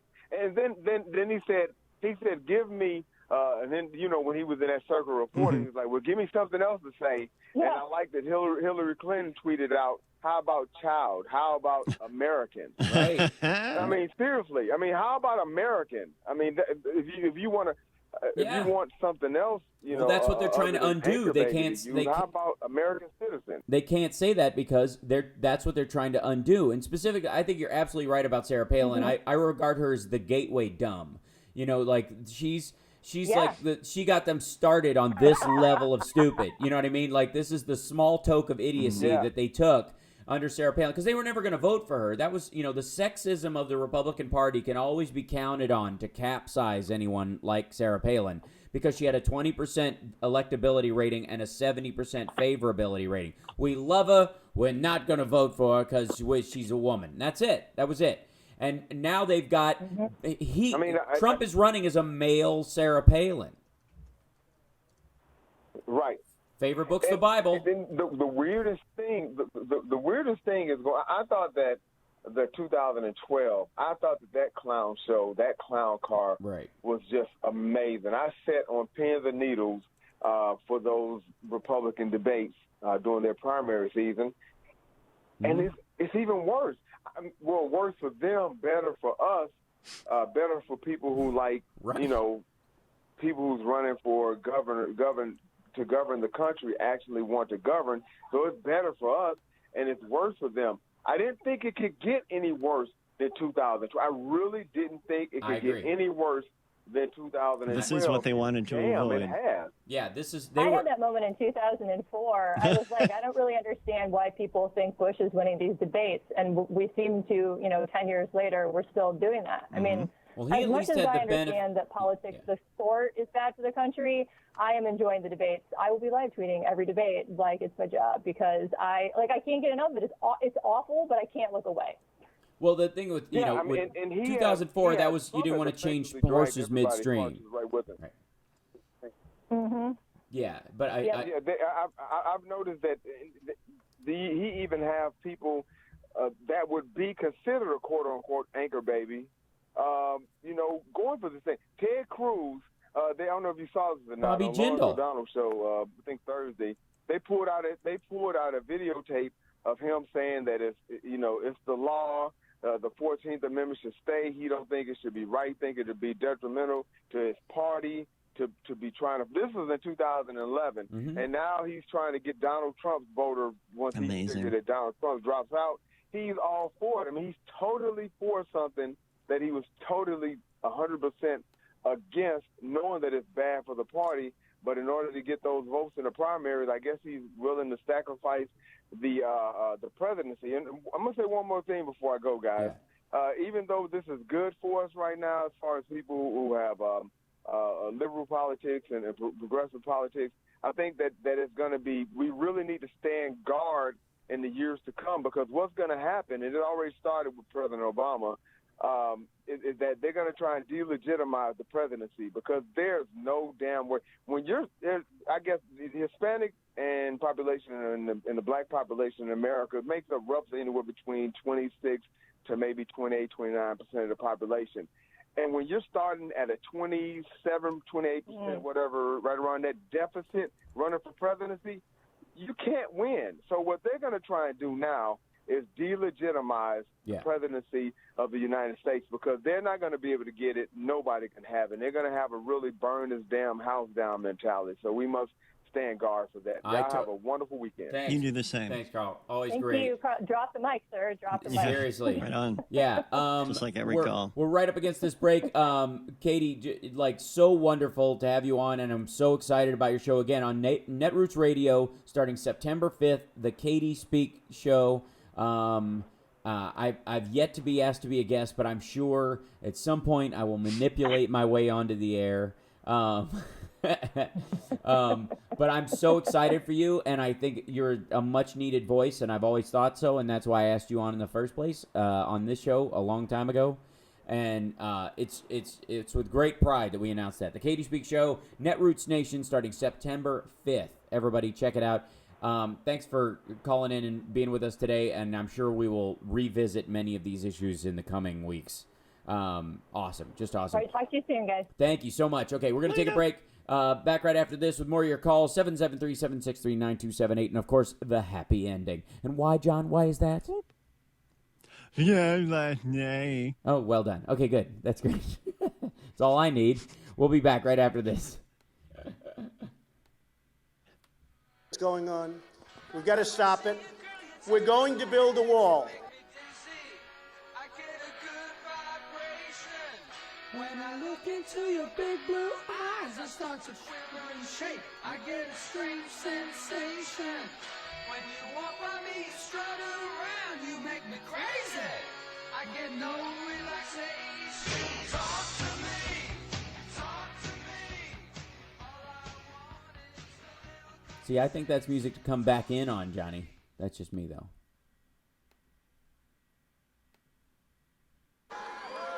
But I will say this.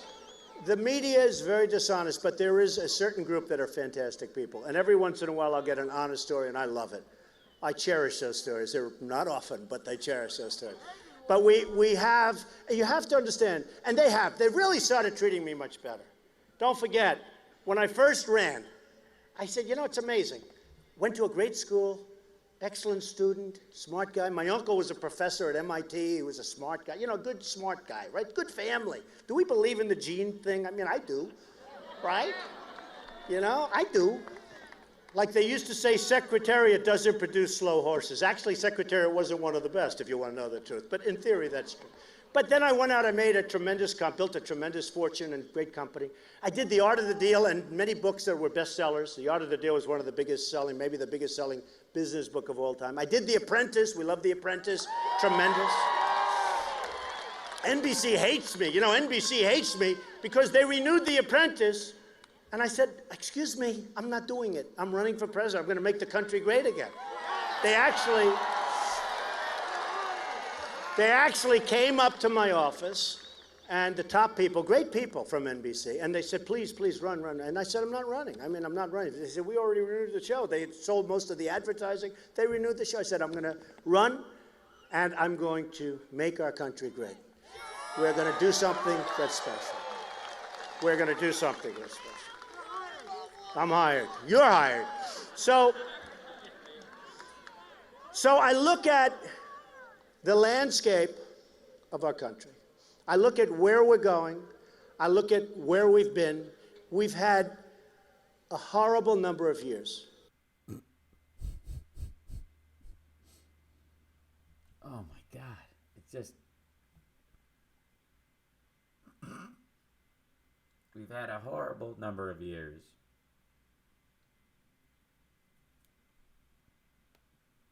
So refreshing. It's just so refreshing. That's what it is. Wow, that's loud. Ouch. Sorry, everybody.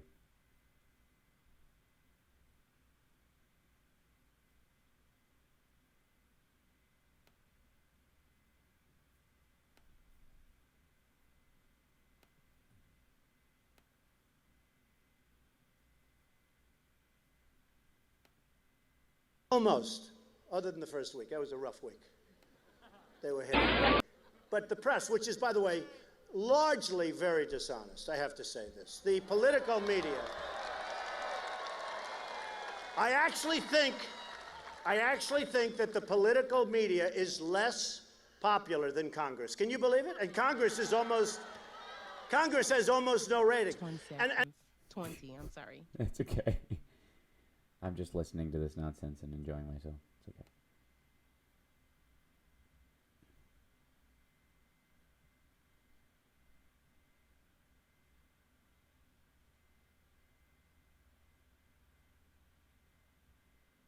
I'm getting a speed racer feeling here, only each of the band members got to draw one of these 4 panels, and the drummer is a toddler. Also, it's going to be extremely difficult for the play-by-play man to call this race with only one racer actually having his number on his bike. Starting gun guy holds his position long after firing the pistol, because it's a cool pose. What? This is Tom Hartman, and you're listening to the Hal Sparks radio program, Mega Worldwide on Chicago's Progressive Talk, WCPT. That's right. This is what's happening. People. That's my. You know what? This is how I run the show. Yeah. Just get used to this. Okay. Oh, I was preparing for something. I thought you were going to do something. No. No, that was what actually. has already happened is enough. That's my resume. I see. Good. Okay. Right there. I think you're fabulous. I think you're doing wonderful work. Is it smokable? Yeah. So. One more time, we're going to take some more calls, and then the happy ending is coming up. There's such joy I'm having, such joy, playing these Trump clips. Joy! But here's the thing. For every Trump clip that I get to play that will never amount to him ending up being the president of the United States and almost guarantee an easy ride for whatever Democrat is running, and I don't care what Chicken Little pundits or Politico fans think that is going to happen, it's not... He's no Schwarzenegger. He's no Jesse the Body Ventura. I'm just saying. Of the 2 most ridiculous candidates to run for office from outside the normal political spectrum. I got news for you. Yeah. Trump is neither of those gentlemen. Because Schwarzenegger had an actual plan. As much as I disagreed with some of his policies as governor, like he came in with an agenda that we he was knew actually, he would be back. He was yes. We knew it wasn't a tumor. Yeah, we knew all kinds of things. He could tell us when to get down. It was great in a country, get down. In a state with all he encouraged us to do it. Do it. Come on, do it. And of course Jesse the Body Ventura didn't have time to bleed, and I give him credit for that. And knew exactly where the elevator to hell was in the Denver airport. I just airport. spit on my own hands. I was laughing at that dumb thing so hard. The thing that I want everybody in Minnesota to know that if I ever get into office, listen, if I ever get into office, the first thing I'm going to do is move the entire state down to Baja. That's what we're going to do. It's pretty good. Would you please say, is this line secure? Is this line secure? That's all I need to know. It's gorgeous. I ain't got time to bleed. You got time to duck? Anyways, so I'm very excited playing these clips just because they're hilarious, but he's far and away the leader of the pack of the Republican Party, and this is not just oh gosh, this is the clown car and it's ridiculous and all that. This man is a legitimate leader of the Republican Party right now. He is double anybody else's numbers. His speeches and his campaign stops are winning hand over fist. I think there's a certain number of Democrats that are going because they think they're hilarious. I might go to one. I gotta say, if he comes to California, I might have to go. You'll recognize me. I'll be the one in the Guy Fawkes mask being let out. But this in and of itself is, let's do another play of these and then we'll take another call. And in all fairness, because look at all those cameras. They're all live and they're trying to shut off the camera right now. But you know what? They're all live. And so many live cameras. But look at, thank you.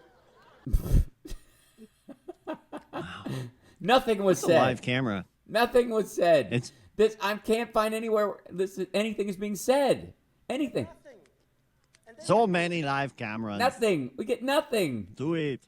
Nothing. The important thing you need to know about Donald Trump is he can't surf. All right. Let's. I don't know what that means. Well, because that's what Jesse the Body Ventura did. He retired down to Mexico and he lives down there and he's super tan and he surfs all the time and and he's got like a bunker. Cipitan. Yeah.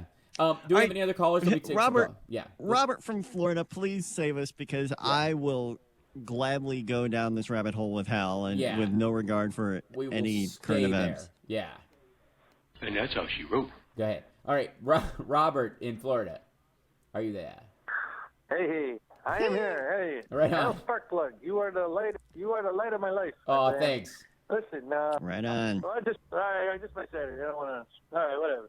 I want to talk about Hillary here. Yeah. And I wanted to say one thing about Donald Trump. Is this Donald Norm Trump real Macdonald? fast, No. He's Herman Cain of this election cycle. Eventually, he's going to go away. You know, Herman Cain was his Godfather Pizza, and he was his entrepreneur, knew everything. And then when he got to they couldn't even pronounce countries correctly.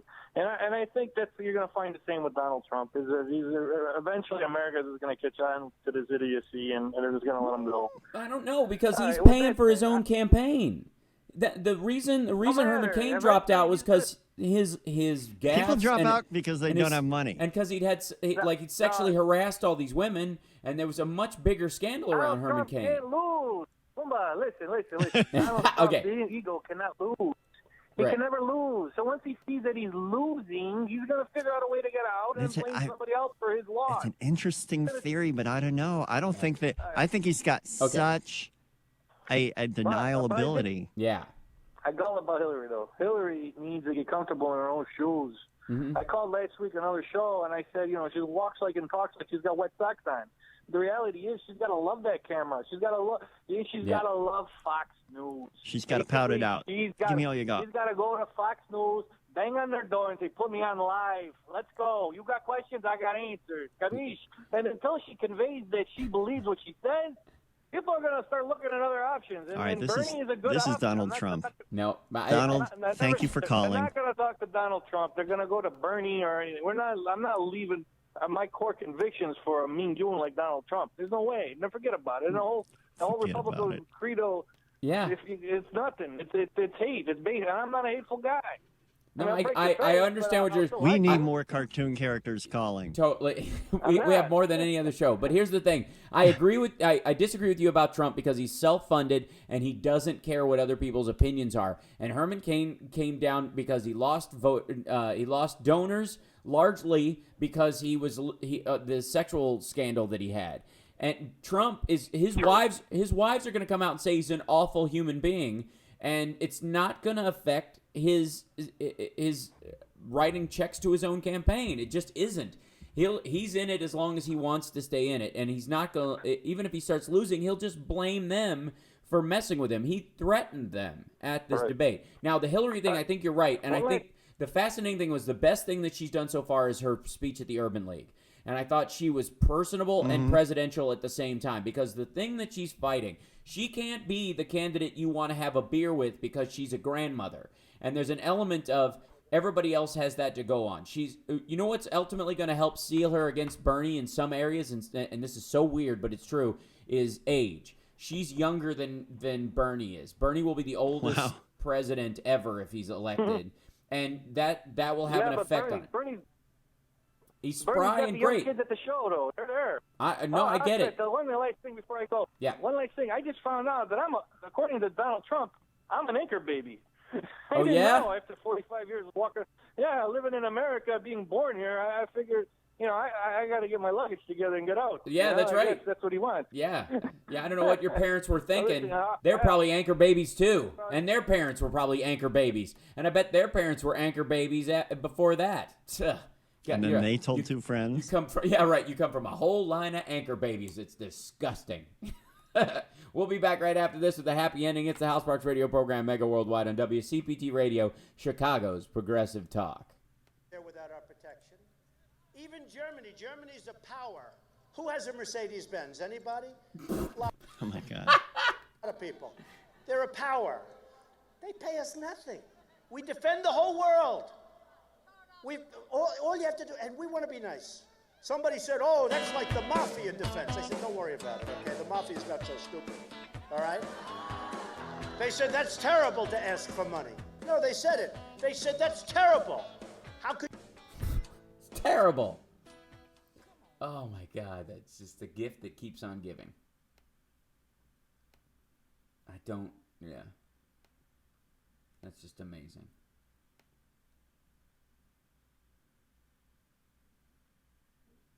Bionic Man is 13 is being bullied. Tell him something. Oh, I beg your pardon. Bionic Man, I get it. Okay, tweet me, and we'll talk via that way. That's the best. Oops, hold on. Got it. Yeah, the conspiracy theory show, Jennifer.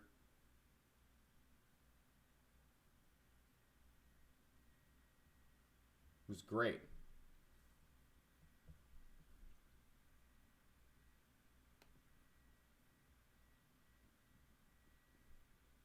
You possibly ask for money to defend a country.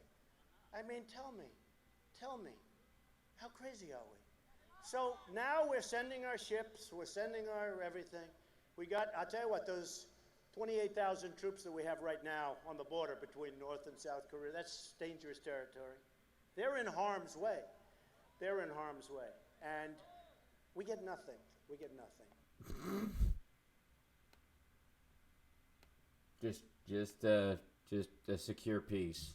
That's it. It's too expensive to just have to stop war. We should get a little something on the end. A little tip.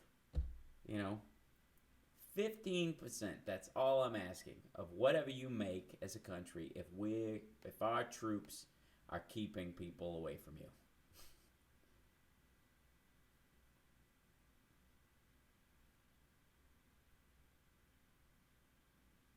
30 seconds. Mm-hmm.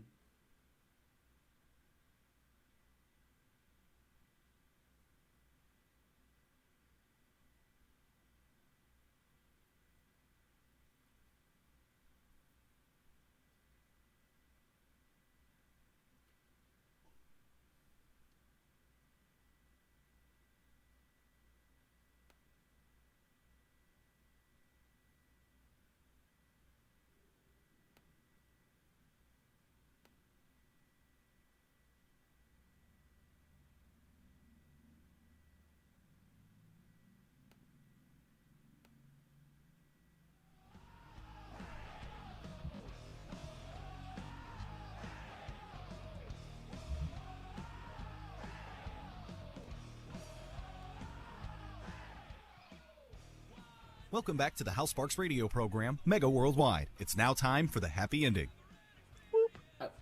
I'm actually enjoying the Trump roulette so much that almost qualifies as my happy ending, although we will have others. And we have one caller for the happy ending who says that they are not Seth or Steph.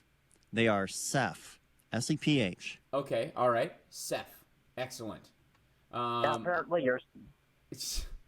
Seth, apparently it's you. your call screener had a hard time hearing my voice. I see. Thing, but it's Seth, everybody. It is it's Seth Eo. Yes, Eo with from a the T. chat. Yeah, and Seth got to come to see the show in Eo. Atlanta last night. I'm in Atlanta right now doing stand up, and Seth got to come to he came to the 10 o'clock show last night. It was awesome. Excellent.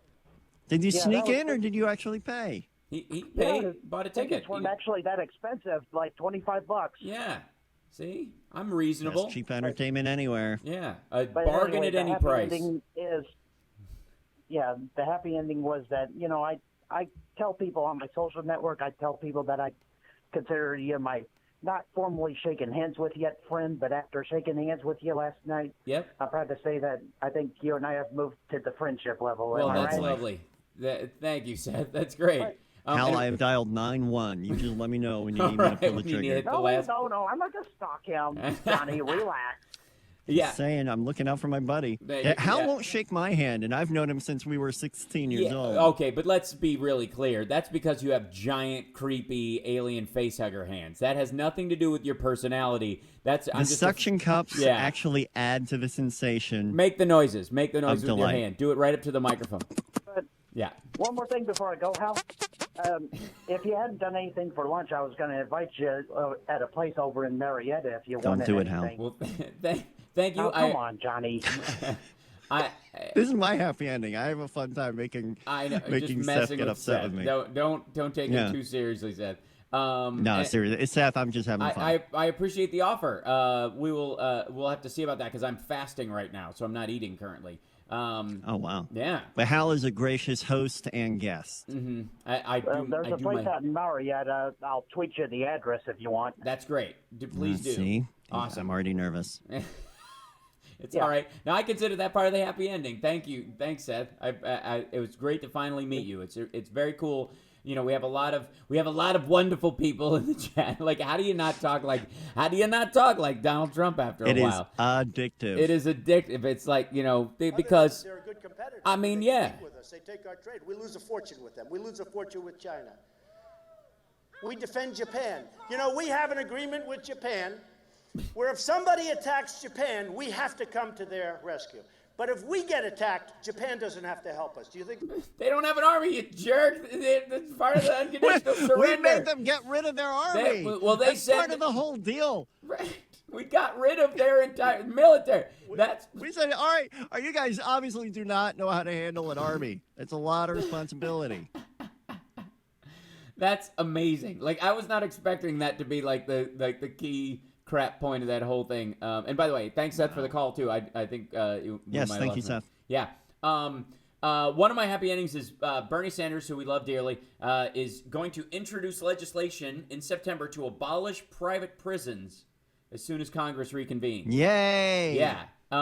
Do I think as it will go soon as you take the money off the table, then the whole system of the that's right. crazy sentencing goes out the window. Right, because anytime, you know, essentially profiting from it is what creates that, you know, that pathway to prison that everybody keeps, you know, that's been running for so long. So I think it's fantastic that he's doing it, and it's legitimate legislation, which is something you will not see from the entire Republican field.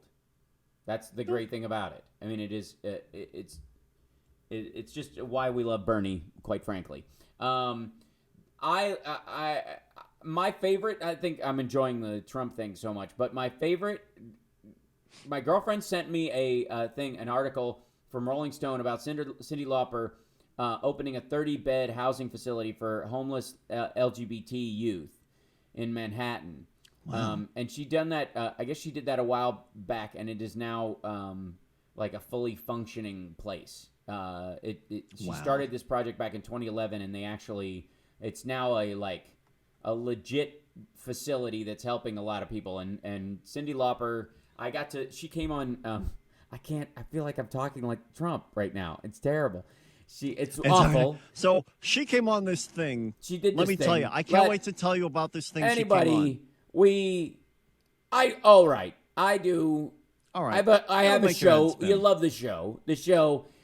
She came on an episode of Queer as Folk where my character nearly dies, and she was really lovely. Cyndi Lauper was on that show. She was on Queer as Folk, and she was performing at a fundraiser for LGBT rights in the storyline, and the place got bombed, and I walk into the explosion, and I'm nearly dead for the next few episodes, and she was gracious and wonderful and such a sweetheart, and I took a picture with her.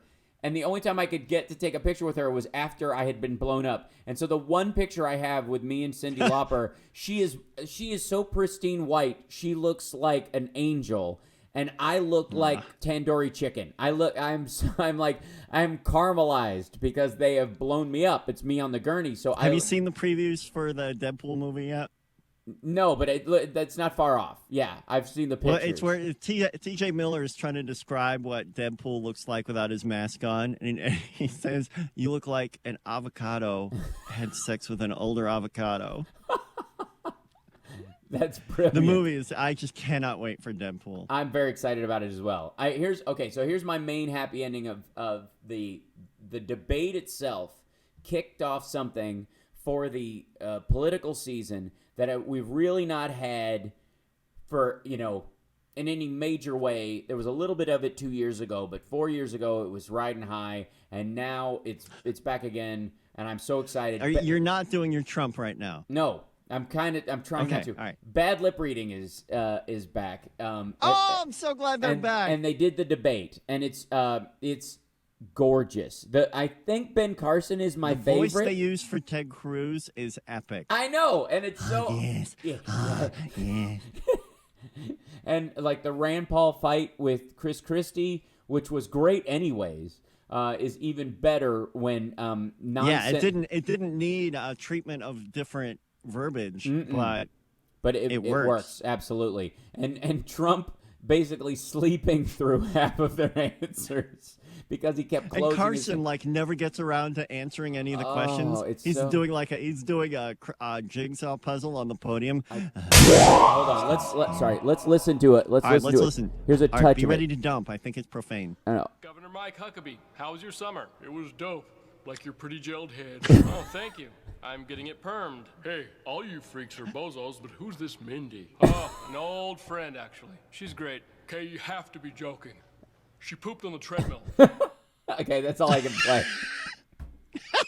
Yeah, you know it's going to get out of hand. And what's even better, if for some reason you missed all of the bad lip reading from the last campaigns, or you haven't watched any of it, the NFL stuff is epic as well. Like when they put in the dialogue for what you can't hear going on. As a Twilight hater, I enjoy what they do to Twilight as well. The Twilight stuff is brilliant. But my absolute favorite, I do not mean to trample you, Hal. My absolute favorite is the Herman Cain, where non sequiturs and the nonsense, and it's from like a really nice, like one of those 4-minute Herman Cain pieces that was produced by the campaign, and it's without the overdubbing. It's just like a nice, like, oh, here he is on the campaign trail saying important things, and they have him saying things like, I think that they poisoned it with lice and tiger DNA. Yeah. And it just goes on and on. For people who don't know, by the way, he holds up his cell phone and just goes, my phone's broke. Please tell me you saw the Paul Ryan ones, the Paul Ryan video diaries. Oh, the diary? Oh, they're so beautiful. So, okay, let me say real quick before we run out of time that in case people aren't familiar, bad lip reading, what they do is they take footage of the candidates and they go through it and they parse out the words that their mouth looks like they're saying. And they essentially tied it together perfect gibberish from the mouth So shape. It looks like they could conceivably be mouthing the words that they put in there. And a lot of times, I'm sure they're inspired just by the random, the shape of the mouth. Yeah. Because I think they reverse it helps them come up engineer with a weird. They watch it with the sound off. And they look at the vowel shapes and they kind of write out words with like, okay, these are the words that have these vowel shapes, and we'll just use that, and they just crowbar them in, and it looks like this is what the person is actually saying. So if you haven't had a chance to check out bad lip reading, it's some of the funniest aspects. I find such a joy in it during the election season because it's so off from the cutting political humor that, the likes of myself and John Fugelsang try to do. It's just abstract and goofy, and that's what this needs sometimes. It needs an interjection of this just goofiness. Yes. And they do it so well. It's so well crafted that I just enjoy it. So it is, and no one is safe. No, they got everybody. They're not partisan by any stretch that I can tell. No, and there's a little bit. If there's anything, they do pick the most entertaining candidates as far as gesture, and that tends to be Republicans a lot of the time, quite frankly. Although I can't wait to see the Bernie Sanders bad lip readings because they're coming. Because he looks great when he's talking. Man. You know what I mean? Just having him go off on gesticulating, anything. Oh, it's beautiful. Just like things that old men are really concerned about. All right, it's 1 o'clock. I know, we got to go. You guys are wonderful. Thank you so much, Johnny. You're amazing. Happy. You are happy. I'm going to be submitting this. This is my audition tape. You're going to work running the board today. You're going with Dennis over to the Wayne Besson show. Yeah. You're going to move to Wayne Besson. Lady B's she's actually been passed out for some time now. Just can't put up with it. So blacking out from the lack of oxygen in the studio, no doubt. Exactly. Thank you so much, Johnny Million, Katie Speak. Thank you, Lady B. Thanks to all the callers, and we'll see you guys next week for more of the House Sparks Radio program, Mega Worldwide, and more bad lip readings on the air. We'll be back next week.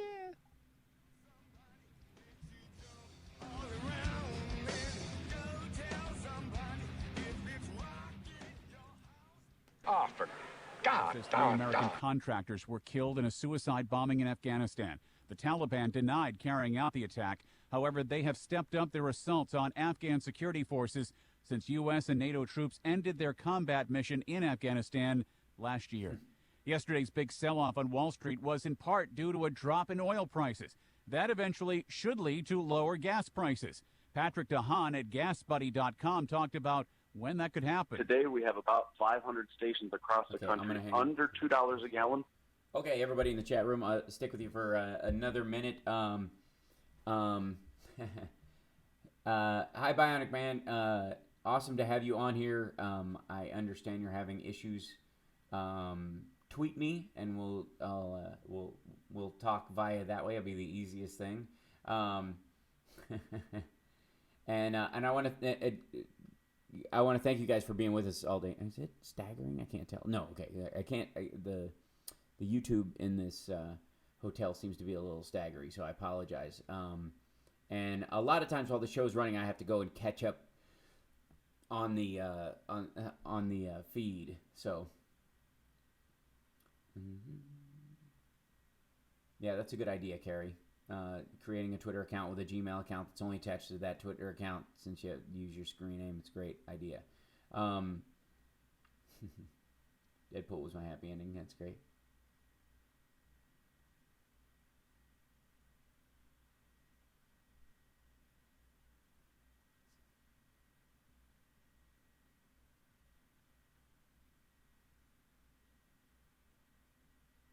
There's a open. Okay. Yeah. So hopefully that works. Is that good? Can I see you again?